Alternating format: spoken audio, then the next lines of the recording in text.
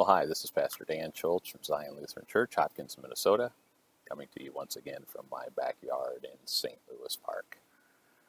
Happy to be here with you again today during these midweek devotions, even in the midst of challenging times. And I thought today would be appropriate to spend a little time talking about trust. Now, whether you're a Christian, believer, unbeliever, whether you've got your own thoughts and ideas on different kinds of religions, whether you're agnostic or atheist, there is a truth that Christians can cling to, and you can cling to as well. And that truth is that God, Christian God, the triune God, He continues to reach down to every one of those folks that are alive on the earth today, every person that has ever lived in the past, every person that will ever live in the future. Our God is consistent that way, and He continues to reach down to us and offer us that grace and love and mercy that He wants us to share with Him in all eternity. And of course, that trust and that grace is in our Savior, the Lord Jesus Christ, who did what He did on that cross to die for us, who rose on the third day to new life, to model for us how we are going to rise one day to new life. And we just trust in that consistent God. So today I want to talk a little bit about trust. Been a lot of challenging things, not only COVID for now almost, 3 months that we've pretty much been on lockdown, nearly 3 months. Many of us not able to go out and do the things we want to do. A lot of aspects of life, in fact, most aspects of life, different. Things are just starting to come back now here in Minnesota. We're starting to get to some semblance of normal, although these face masks and gloves and disinfectants, all those things will be with us for quite some time, I'm sure. My kid's last day of school today, so the distance learning, at least for the St. Louis Park School District, is now complete. My youngest has a few small assignments yet to do, but otherwise we're pretty much done with distance learning. And even though it's been a good experience to go through, it's not necessarily what every student would want. It's not that every student would thrive in a distance learning format. So hopefully we'll be able to go back to school in the fall and not have to worry about distance learning. But if we do, then we'll deal with that too. Trust. Trust in times of a lot of distrust going on in our nation, in the world. People looking for justice in the face of the injustice that's been taking place over years, decades, centuries, and longer. Looking for equity in the face of inequality over a whole range of issues and concerns, especially the latest, of course, this aftermath of the George Floyd death, murder, as they're now charging the officers with. People looking for some sort of closure, some sort of long-term change, and I certainly hope that that's something that we will see, that will become reality in 2020. It should have been reality for a long time ago, but hopefully it will become reality in 2020, so we look forward to that. But all of these things, all of these challenges bring us to the idea of, where do you put your trust in? Do you trust our government leaders and officials? Do you trust the police, those who are there to keep us safe? Do you put trust in armed forces? Do you put trust somewhere else, in yourself maybe, for you to get yourself through this? Friends, I want to tell you that you can put absolute trust 100% of the time in our God.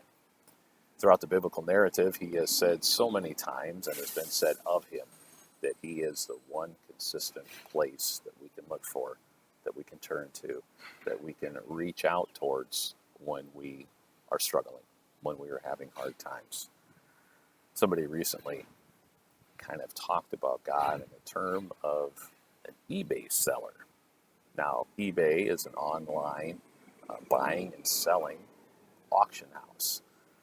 And there are many others that are like it, but one thing that makes eBay is that it's been around the longest, and a lot of people know what it is. If you've ever been on eBay to buy something, you know that there's a thing called a seller feedback rating. And what you're looking for, if you want to buy something, you want to look for someone who has a high seller feedback rating, as near to 100% as you can get. I look for someone who's done a lot of business, is not just a brand new person doing eBay, even if he's got 100%. If he's only sold 5 items, that doesn't really give me the courage and the trust to go after and be number 6.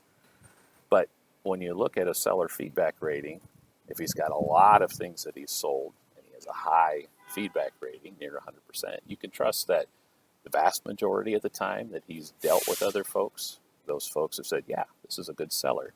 He sold me the thing he said he was going to sell me, came on time as promised, was shipped to me without any extra hidden fees, and the whole process was smooth as it could be. Now, bring this back into how we trust our God. Well, God doesn't have necessarily a seller feedback rating, but what he does have is the continuity of the narrative of the Bible, where he has over and over again promised things or said things, and they came to pass. They came true. He honored his promises, his covenants with our ancestors, and they came to pass. Well, after some technical difficulties, I'm back with you to finish up my recorded devotion for the day. What I was going to do next was to talk about a few of my favorite passages in the Bible about trust. And the first one I run across is Proverbs chapter 3, verse 5.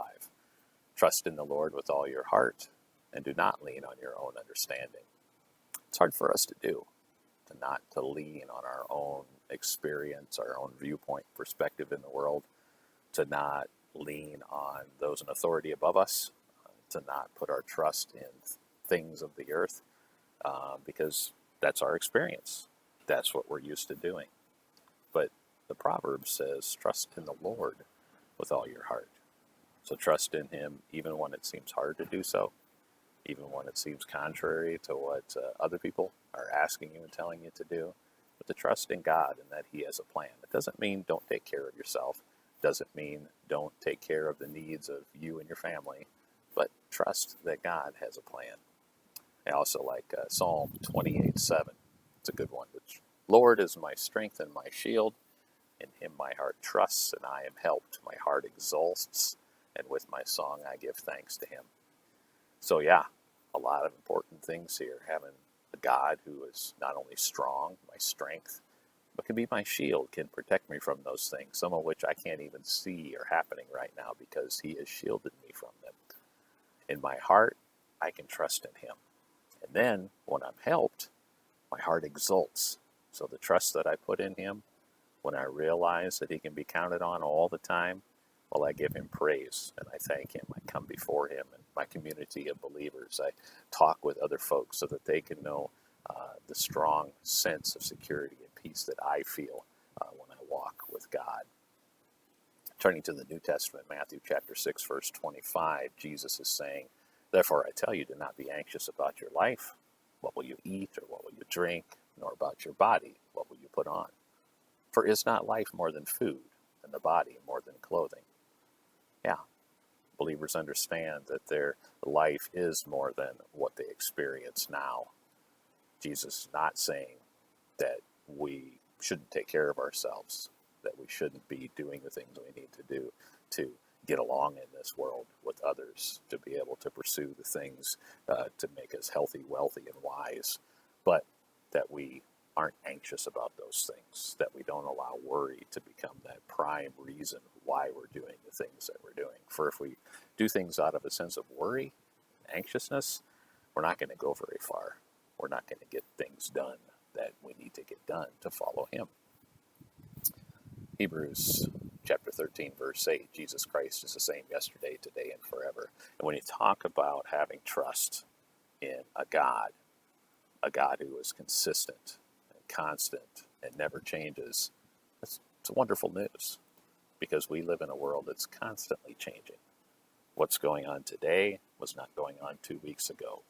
What was going on last month was not going on 6 months before that. But what we can rely on is the love that Jesus has for us, the love that God has for us, his continued love for us, reaching down to every single person, we can realize that's consistent and constant, and our God will never change. Here's another, Joshua. That's a good one. Joshua 1, chapter 1, verse 9.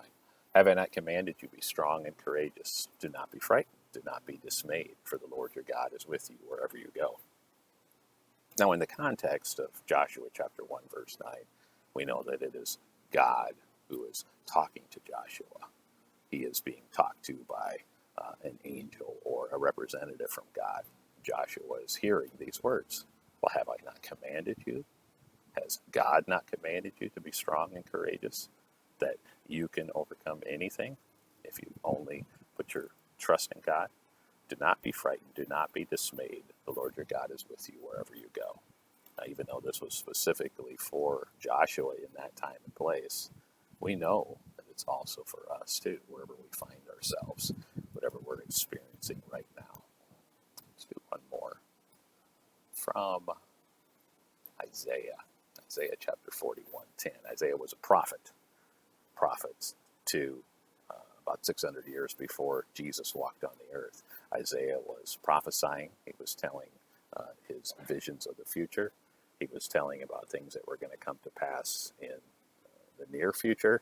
And he was also talking about things that were going on right now in Jerusalem, Judea, specifically the kings. He was advisor to the kings of those times.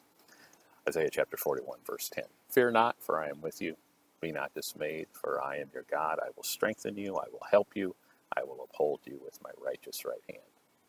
So again, Isaiah's words specifically to the kings that he's serving then, but also true for us as well, that we don't have to fear. We don't have to be dismayed. We don't have to look at things with a sense of profound sadness. We can be sad. We can be empathetic. We can be sympathetic. We can be all of those things. We can wish that things were different than they were. But trust in God. Don't be dismayed. He's going to get us through these things. For I am your God. I will strengthen you. I will help you. I will uphold you with my righteous right hand. So those are just a few of the hundreds of verses about trusting in God. I hope that one or two or maybe more of those will be helpful to you as you go through your day, as you go through your experiences of life, knowing that the more you trust in God, the more you come to count on that dependence on Him, the more you can look forward to your future to be safe and secure, the more you can mature your relationship with Him. Relying on Him allows you to rely on Him even more. If you don't believe me, give it a try and come back and talk to me in a couple of years and tell me how this change in your thinking about God is reflected in your actions and attitudes and how that has affected you in your life. I look forward to speaking with you again soon. Have a blessed day. Stay safe and be well.